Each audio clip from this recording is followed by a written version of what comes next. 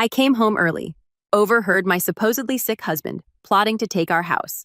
So I followed the paper trail, stopped the property transfer at the county office, and kicked him out before his plan could succeed. I heard his voice before I heard the words. That's the detail that stopped me in my own hallway. Not what he was saying, not yet. Just the sound of him strong, clear. The unhurried, confident register of a man who is completely in control of a situation. My husband had been dying for 3 days or so, I'd been told. I stood there with a grocery bag in my left hand, tomato soup, saltines, the specific ginger tea he'd asked for twice by text, and I listened to the voice of a man who did not sound remotely like he needed any of those things. The bag crinkled when my grip tightened. I made myself go still. She can't suspect anything before Friday. The words reached me in sequence, each one landing separately like something dropped from a height. She suspect Friday.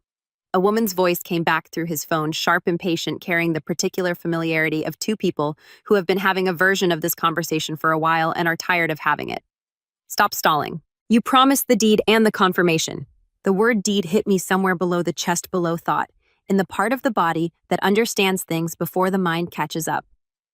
My name is Kara Whitfield.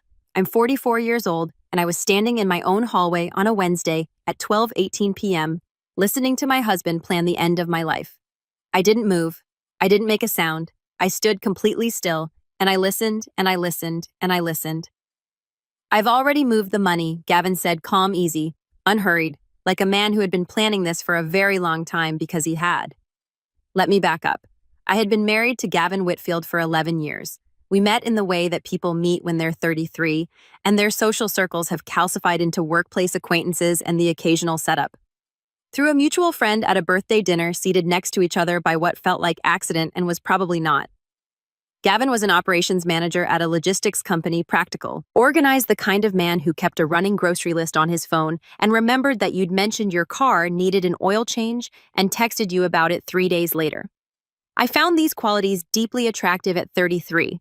I had spent my 20s with charismatic, unreliable men, and I was ready, genuinely ready for someone who showed up. He showed up. For a long time, he showed up. I was a regional sales director for a pharmaceutical distributor, stable salary, good benefits, enough travel to keep things interesting, and enough structure to keep things sane. We bought the house in year 3 of our marriage, a 4-bedroom in a neighborhood we'd driven through once and agreed on immediately in the way that couples agree on things when they still have the same instincts. I put in 60% of the down payment because my income was higher, and we structured the ownership accordingly. Joint tenancy, both names on the deed, both names on the mortgage. Our names together on the thing we built together. I want to say I didn't see it coming that the signs weren't there, but when I look back honestly, and I've had a lot of time in the months since to look back honestly, the signs were there. I just kept looking at them through the lens of the story I believed. The late nights that started about a year ago explained as project pressures that never resolved. The phone that was always face down, always with the consistency of habit rather than the occasional oversight of someone who simply forgets. The way he'd stopped asking about my work with the specific interest he used to bring to those conversations. Not unpleasantly absent, just quietly withdrawn like a tide going out so gradually you don't notice the waterline changing. And the money, the small things. A question I'd asked in January about a transfer on our joint statement, $3,800 marked only as a vendor payment that he'd explained smoothly, and that I'd accepted because he was the one who managed our accounts, and I trusted him with that, the way I trusted him with most practical things. I should have looked harder. I didn't. I made my adjustments the way you make adjustments inside a marriage. I told myself the distance was normal, that long-term relationships had seasons, that we were in a difficult one and would move through it. I bought the soup and the saltines and the ginger tea because the man I believed I was married to was sick and needed them, and I came home at lunch on a Wednesday to leave them on the nightstand. Then I heard his voice. I stepped into the kitchen. I set the grocery bag on the counter. I moved at normal speed with normal weight with the particular deliberate calm of someone who has understood in an instant that the next 60 seconds are going to require performance. Hi, I said. I home for a minute. Gavin appeared in the doorway 20 seconds later.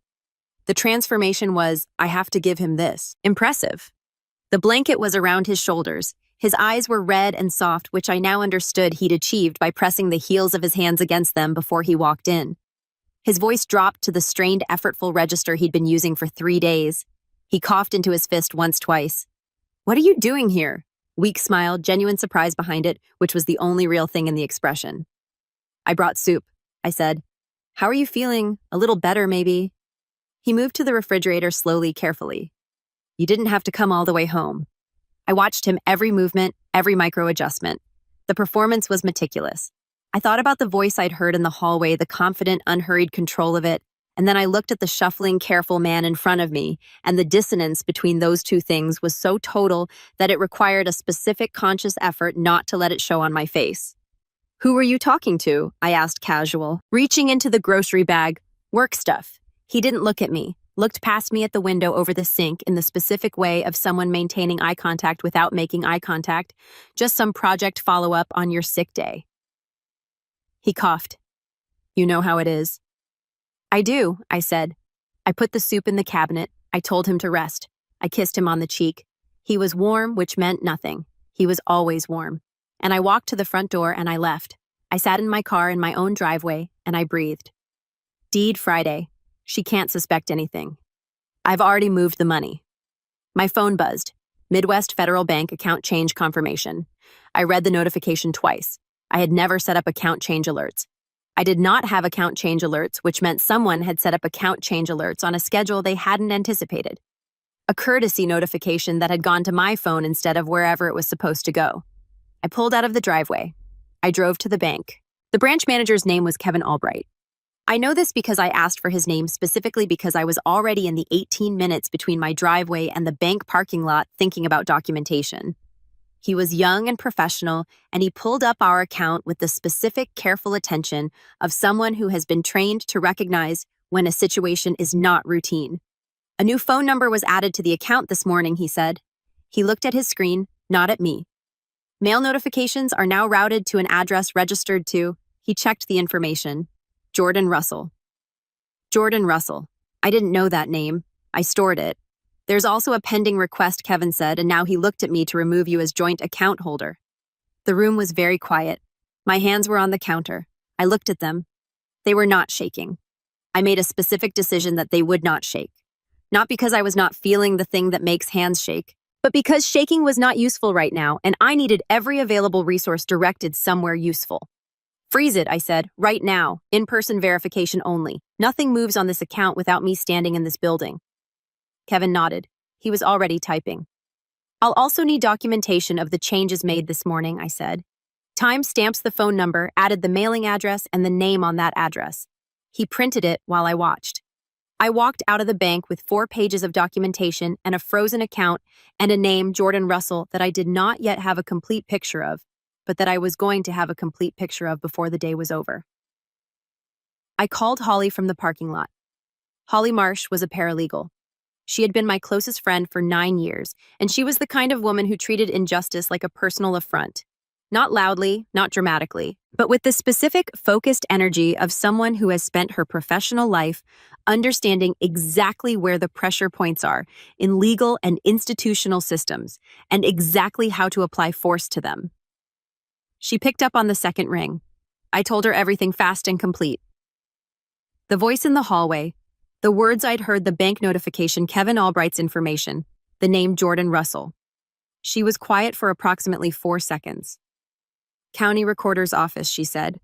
Go today before 5 o'clock. Why deed, she said simply. Like the word I'd heard in the hallway had told her everything she needed to know. If he's planning something for Friday, there's paperwork already filed or in process. County Recorder keeps real property records. I'll meet you there. She was already in the car by the time we hung up. We found it in 9 minutes.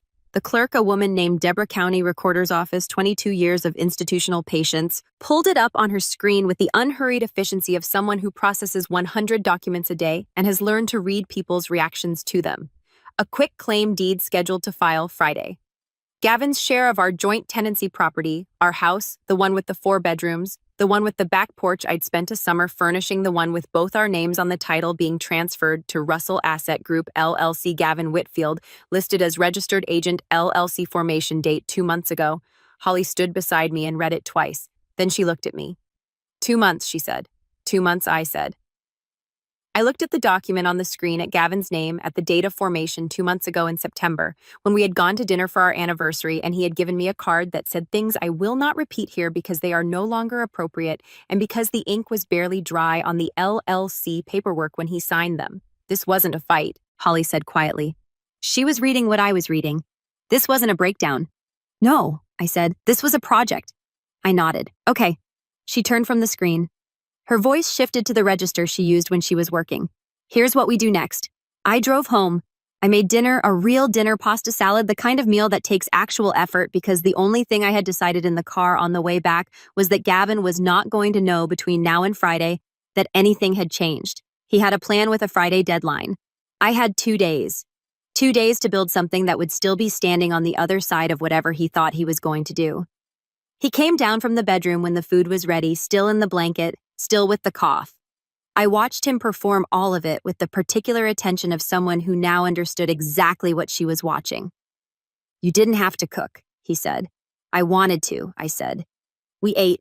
We talked about nothing. He asked about my afternoon, and I told him about a sales call, and he nodded, and I watched his eyes and saw nothing there but the practiced ease of a man who believed his plan was still intact, and that the woman across the table from him had not stood in his hallway at 12:18 p.m. and heard every word. When I refilled his water, he said, "Thank you." I said, "You're welcome." After dinner, he went back upstairs. I cleared the table. I washed the dishes. Then I sat at the kitchen counter with my laptop and my phone, and I called 3 people. The first was Holly, who walked me through exactly what she needed to do at the county recorder's office and what it would accomplish and what it wouldn't. The second was a real estate attorney named Patricia Crane, family law and property, 14 years of practice, referred by Holly, who answered her phone at 8:45 p.m. because Holly had texted her first to tell her I was calling and that it was important. Patricia was brisk and precise, and she asked questions in a sequence that told me she had already understood the shape of the problem before I finished explaining it. Thursday morning, she said, I'll file a notice of marital interest on the property. It goes on record with the county. Any transfer, any deed filing, any change to that title gets flagged and stopped pending review. She paused. Can you confirm joint tenancy? Both names on the deed. I have the original filing. Good. Send it to me tonight. I scanned it and sent it at 9:12 p.m. The third call was to a forensic accountant named David Lim, referred by Patricia, who used him regularly in divorce cases involving financial concealment. 14 years with an audit firm before going independent. He had the specific methodical patience of someone who had spent a career following money through the places people put it when they don't want it found. I told him about the joint account, the $3,800 transfer in January, the LLC, Jordan Russell. How much access do you have to the account records? He asked. Full. Joint account. My name is on it. Send me everything from the last 18 months, he said. I'll have something for you by Thursday evening. I stayed up until 1 a.m. pulling records and sending files. Upstairs, Gavin coughed twice in the dark. He only coughed when I was in the room. I now understood, or when he thought I was. Thursday arrived. Patricia filed the notice of marital interest at 9:47 a.m. She texted me the confirmation. Filed. Property is protected. He can't move it without triggering a review. David Lim sent his preliminary report at 6:31 p.m. I read it at my kitchen counter while Gavin was upstairs. Exhibit A through Exhibit E, David labeled them. The man was thorough in the way that I was now deeply grateful for. The $3,800 January transfer had a companion. Several companions, smaller amounts spread across 14 months, all routed to an account David had traced to the same LLC Gavin was the registered agent of. Total, moved $41,200. Jordan, Russell David's note at the bottom indicated was a real person, a woman whose name appeared on the LLC's operating agreement as co-owner. He included the document. I sat with that for a moment, then I printed everything, all of David's exhibits. Kevin Albright's bank documentation, the county deed, filing the LLC formation records, and I put them in a manila folder that I put in my work bag. I went upstairs. Gavin was in bed, blanket arranged, phone face down on the nightstand. Feeling any better? I asked. Maybe a little, he said. Good. I sat on the edge of the bed. I'll work from home tomorrow if you need anything. Something moved behind his eyes, quickly gone. You don't have to do that. I want to be here, I said. He smiled, tired, careful. I smiled back. Friday. I was at the kitchen table at 7 a.m. when Gavin came downstairs. He was wearing his good shirt, pressed collar, the navy one I'd given him for his birthday 3 years ago that he saved for occasions that mattered. Good shoes, hair neat. He looked to anyone observing like a man who had made a full and remarkable recovery from whatever had flattened him for 3 days. He looked like a man who had somewhere important to be. You're up early, he said. Couldn't sleep. I looked up from my coffee. Where are you going, county office? He reached for his keys on the hook by the door, casual back to me. Routine paperwork. Shouldn't take long. I'll come, I said. His hand stopped on the keys. 1 second. The particular stillness of a man whose plan has just encountered an unexpected variable and is rapidly calculating. You don't have to do that, he said. He turned around. The smile was back warm, easy, the smile of someone who has always known how to deploy warm. It's boring, just signatures.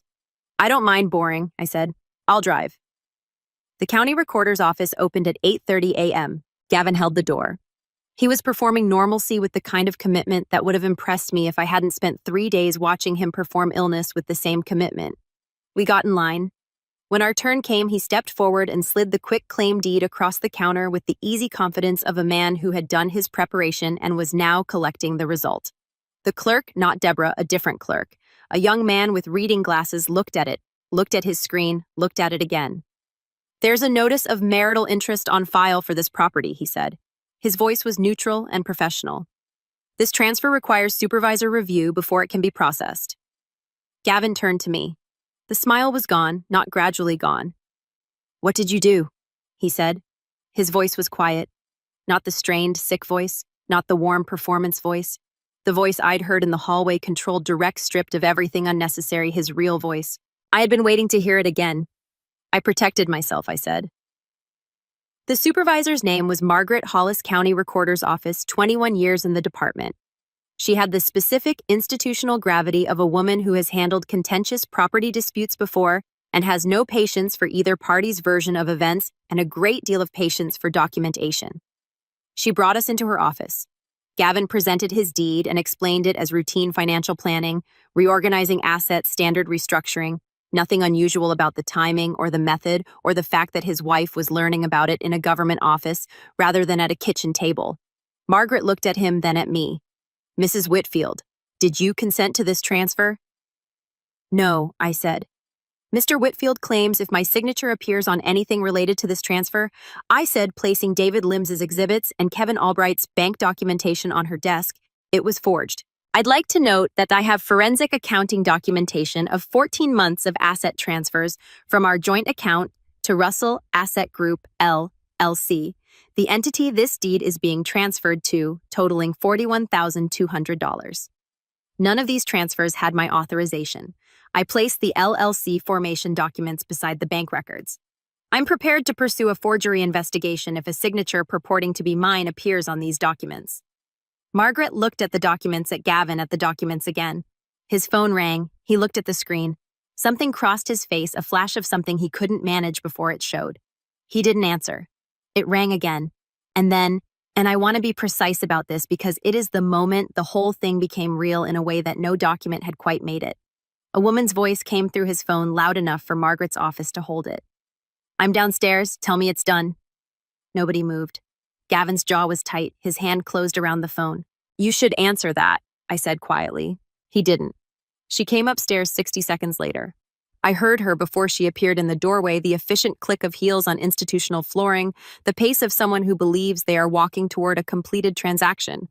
She was tall, black coat, dark hair, the eyes of someone who had been waiting for this Friday for 2 months and was now here to collect.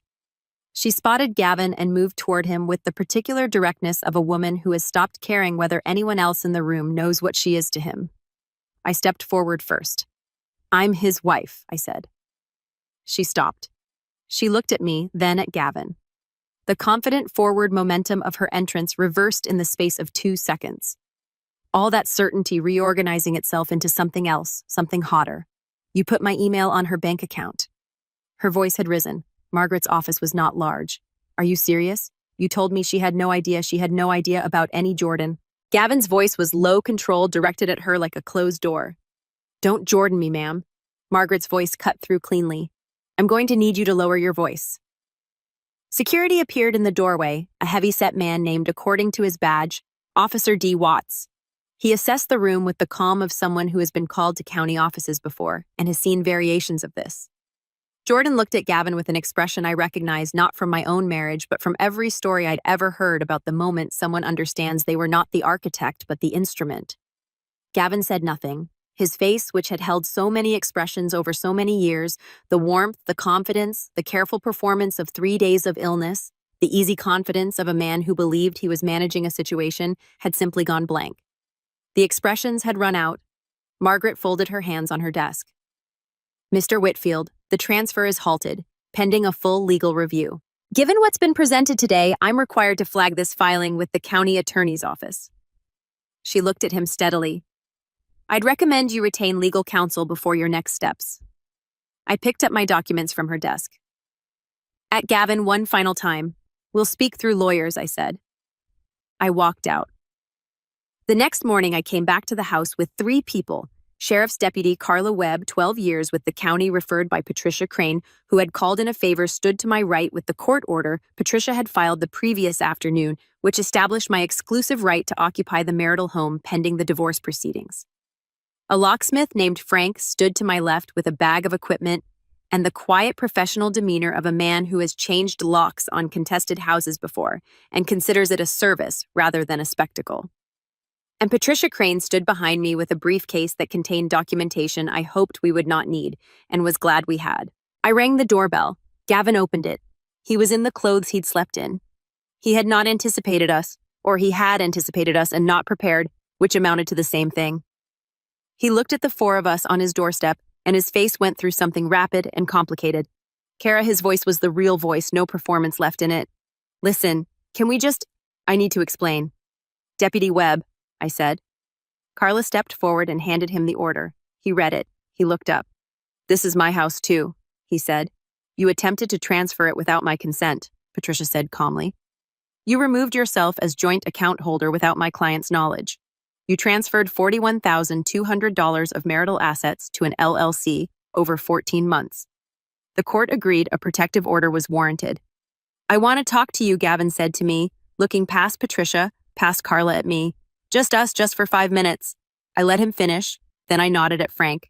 Frank walked past Gavin into the house and began assessing the locks with the businesslike efficiency of a man on a schedule. Gavin stood on the porch and watched him. Then he looked at me. I was going to be fair, he said. I looked at him at the good shirt from yesterday, wrinkled now at the face I had known for 11 years that I had trusted with the practical architecture of our life, the accounts, the property, the structures you build together and assume will stand. Gavin, I said you faked being sick for 3 days so I wouldn't notice what you were doing. You moved $40,000 out of our joint account. You set up an LLC 2 months ago and filed a deed to take the house while I was making you soup. I paused. What exactly would fair look like? He had nothing. Frank emerged from the doorway. Done, he said. I handed Gavin the 2 keys. His new keys, the ones that worked on the new locks, because I was not leaving him without access to his belongings. Because despite everything, I was not going to be that. He took them. This isn't over, he said quietly, not threatening something smaller than that the last thing you say when you've run out of other things. He picked up the bag he'd packed. He walked down the porch steps. I watched him reach his car, watched him get in, watched the reverse lights come on. Then I turned back to the house. The gray blanket was still folded on the living room couch where he'd left it. The prop from 3 days of performance, now just a blanket, in a house where only one person lived. I stood in my own doorway and looked at it. 2 months of planning, an LLC, a woman named Jordan Russell, a Friday deadline he'd been working toward while I left soup on the nightstand. I walked inside. I picked up the blanket, and I folded it properly the way you fold things when you're putting them away for good, and I set it on the chair by the window. Then I made coffee and I sat at my kitchen table with the morning light coming through the windows I had chosen in the house where my name was on the deed, and I opened my laptop. I had work to do.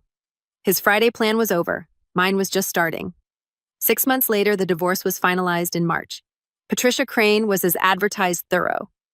The asset documentation David Lim provided formed the backbone of the settlement, and the attempted property transfer combined with the bank records gave the court a clear picture of what Gavin had been building for 2 months in the basement of our marriage. The house is mine. The $41,200 in improperly transferred assets was factored into the settlement. Gavin's attorney, someone less effective than he'd have liked because the good ones reviewed the documentation and apparently had concerns about the case, negotiated what he could. David Lim flagged one additional item in his final report. The LLC Russell Asset Group had a second investor whose identity Gavin had not disclosed. That disclosure became relevant to the divorce proceedings in ways his attorney had not anticipated. I will leave the details there. Jordan Russell called me once. I don't know how she got my number. She called on a Saturday morning in January and I let it ring, and she left a voicemail that I have not deleted and that I have listened to twice. She said she hadn't known he was married, which I do not believe. She said she was sorry, which I believe less. She said she hoped I was okay, which I found under the circumstances not particularly useful. I am okay. I want to be clear about that because it matters. Holly came over the Friday evening after the county office and brought wine and didn't ask me how I was feeling, which was exactly right. And we sat on my back porch for 3 hours and talked about everything except what had happened, and then eventually about what had happened. And I told her about the soup and the ginger tea and the 3 days of performance, and she said something that I've thought about many times since. He underestimated you, she said. They always underestimate the one who does the caring. I thought about that. He miscounted the days, I said. Holly looked at me. He needed me not to know until Friday, I said. He came home Tuesday. He miscounted. She was quiet for a moment. He miscounted, she said. He thought he had more time than he had. I looked at my backyard, the yard I had planted, the garden I'd built over 3 summers, the porch where I'd spent uncountable evenings. He forgot that I come home at lunch sometimes. Holly picked up her wine to lunch, she said. I picked up mine to lunch, I said.